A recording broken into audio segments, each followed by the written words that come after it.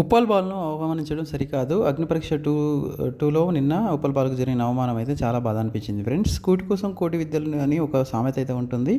దానికోసం ఉప్పల్ బాలు తన ఫ్యామిలీని పోషించుకోవడం కోసం అయితే ఎన్నో క్రింజి వీడియోస్ కొన్ని వీడియోస్ అయితే చేయడం అయితే జరిగింది. దాని మీద మనకు అగ్నిపరీక్ష జడ్జి అయినటువంటి నవదీప్ గారు అడిగిన క్వెషన్స్ అయితే అవమానించినట్టే అనిపించింది. పాపం ఎంతో జాలీగా ఉండే మన ఉప్పల్ బాలు తను అడిగిన క్వెషన్‌కి అయితే చాలా మొహం అంతా మార్చుకొని చాలా ఏడ్చినంత పని అయితే చేశారు ఫ్రెండ్స్. అయితే మీరు ఉప్పల్ బాలుకు కరెక్టేనా, మాట్లాడింది కరెక్టేనా అన్నది మాత్రం ఒక కామెంట్ రూపంలో తెలియజేయండి.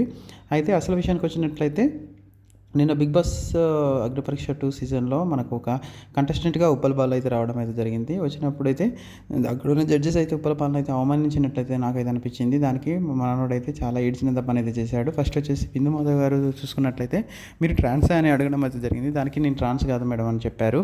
తర్వాత నవదీప్ గారు మీరు ఇట్లా ఎకిల వీడియోలు తీయడం వల్ల మిమ్మల్ని సెలెక్ట్ చేసి మీ సమాజానికి ఏం చెప్తారని మాత్రం ఒక క్వశ్చన్ అయితే అడగడం అయితే జరిగింది ఫ్రెండ్స్. అది చాలా దారుణమైన విషయము. ఎందుకంటే అతను ఒక బెట్టింగ్ హ్యాప్ చేయలేదు, ఒక డ్రగ్ కేసులో ఇరుక్కోలేదు, ఎవరికి మోసం చేయలేదు, ఎవరి సొమ్ము తినలేదు. కాకుంటే తన ఫ్యామిలీని సాదుకోవడానికి తనైతే అలాంటి వీడియోస్ చేస్తున్నాను సార్ అనేది చెప్పడం అయితే జరిగింది. అలాంటప్పుడు అంటే అక్కడ కూడా ఆగకుండా నవదీప్ గారు అయితే అతన్ని మీరు చీప్ కంటెంట్ అయితే ఇచ్చేసి చీప్ ఎంటర్టైన్మెంట్ అయితే ఇస్తున్నారా అని మాత్రం అనడం అయితే జరిగింది.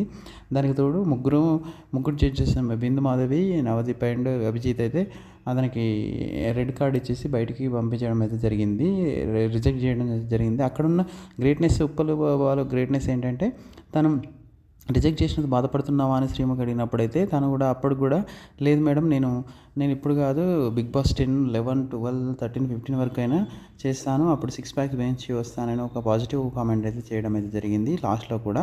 అంటే అక్కడ బట్టి తెలిసొచ్చు అతని మనస్తత్వం, అమాయకత్వం. దాంతోపాటు అతను కొన్ని తప్పులు చేసి ఉండొచ్చు, కానీ మిగతా బిగ్ బాస్ సీజన్లో ఉన్న ఇంతవరకు జరిగిన బిగ్ బాస్ సీజన్లో చాలామంది అయితే తప్పులు చేసిన వాళ్ళని అయితే మనకైతే సెలెక్ట్ చేయడం అయితే జరిగింది. మరి ఇతను చేసిన తప్పు ఏంటో నాకైతే అర్థం కాలేదు ఫ్రెండ్స్. అతనికి ఏమనుకుంటున్నారో ఒక కామెంట్ రూపంలో తెలియజేయండి. పోతూ నా ఛానల్ అయితే సబ్స్క్రైబ్ చేయండి. Thank you.